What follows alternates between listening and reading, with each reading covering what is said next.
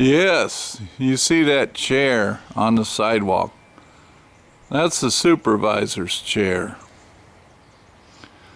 This is Sunday. Beautiful day. And we're not working on the bus. I don't know if I even put footage up. I might have. Last year, or last fall, we had to have a new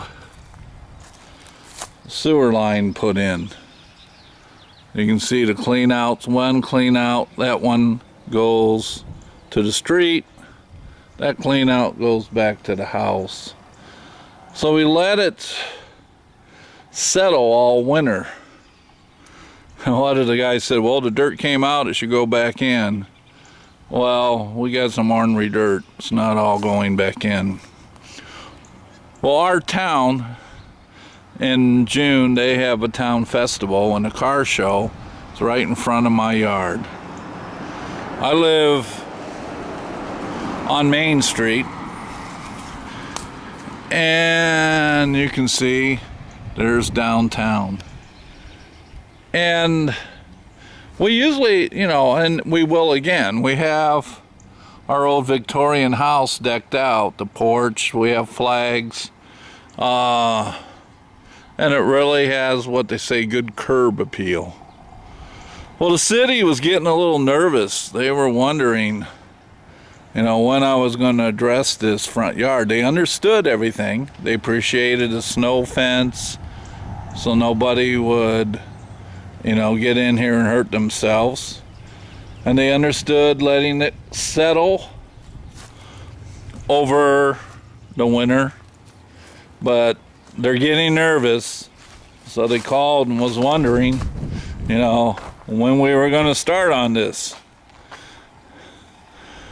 So today, we got to start, as you saw on the sidewalk. Today, my son and 3 of his friends are going to come over. They're going to make hay. We're going to get the dirt filled in, get it spread. And kind of my way of paying. And they love my cooking. It doesn't take much to entice them to come over and grab a shovel. I'm making them pulled pork. Smoking. In my smoker in here, there's 2 pork shoulders. One on the bottom, one on the top. This is my smoker. Works kind of like a convection oven. You have indirect heat. So you got the charcoal inside, or I'm sorry, outside. What you smoke is inside. There's a drip pan in the bottom. And the reason they call it convection smoking, there's the lid that goes on the top. There's the lid. There's charcoal on the top. Kind of works like them Dutch ovens from the old Cub Scouts scouting days. Got charcoal on the bottom and the top. This is an all stainless steel smoker. It's made by Orion. I've had good luck with it. I mean, Bass Pro Shop sells it, Amazon. It's all stainless. I call it the smoker for dummies. I mean, you put it in, put the charcoal in, and walk away and do other things like fix up your front yard or supervise people fixing your front yard up. So next, I'm going to take you in the garage. Show you where I'm at on the bus. Yeah. Boy, then my son, he got his motorcycle out of storage and changed the oil with his motorcycle jack. So here's the bus. Where I last left off, I'm walking slow, trying to hold this steady. Where I last left off is I was going to weld this right here to the A pillars on each end. Tie this inner frame to the A pillars, tie it in. And then I got wondering, is, you know, that the right next move? So I wanted to see, and I just got them clamped up. I wanted to see the dog legs. It's not plugged in. I was wondering how close I was. Pretty close there. And my main concern, again, was the A-pillar with the vertical, the in and out. I'm not vertical. Yeah, Busman hasn't had enough tea. Let's try that again. Horizontal in and out. And it does right up against there. It's a little dark. So that kind of gave me a shot of confidence that what I was going to do was the next step. I worried about the passenger side. It seemed like to me this thing might be a mile off. Just wanted to check. Of course, on the passenger side, all of that has to be replaced. All that rust and rot. But I got the inner frame of the doghouse clamped up in there. And fortunately, to my joy, it's right there. I mean, it's not.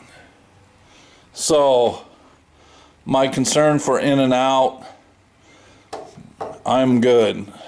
So what, again, I thought I was going to get this weekend, but the yard's kind of a priority right now. So the idea was weld this into the A-pillars. Next, the outer skin, the lower valance outer skin. Got that all drilled, ready to plug weld. And when I was lining up these slots with the inner frame slots, this one here, it's way off. I mean, it comes, the edge of this back edge is in the center opening of that slot there. So I'll probably be cutting, patching, or doing something. Maybe just move the slot over and patch the slot. Be the easiest thing. But I'll know that after I weld that on. So this would be not welded to the frame yet, just floating on the frame. This welded to this. The inner light housing bracket will get welded on top of the inner frame, and then the front nose patch, I can put that in, get it tacked, and have all that completed, but it'll still flex in and out because it's not tied to the frame. So then I will mount the doors after all that front end's done. Mount the doors, check the door gap, work on the dog legs. The floor, yeah, that front floor, I've decided I'm gonna make it a two-piece. Right where that emergency brake cable is, I'm just gonna cut her right down in half. So I got one half to tie in here, and this, I can stitch weld that in.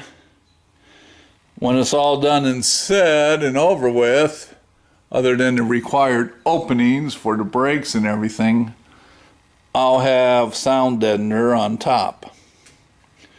So that's the next grand vision. So this is part one. Here we go. Yeah. So this is, again, beautiful Sunday. A little overcast, but I think it's going to burn off.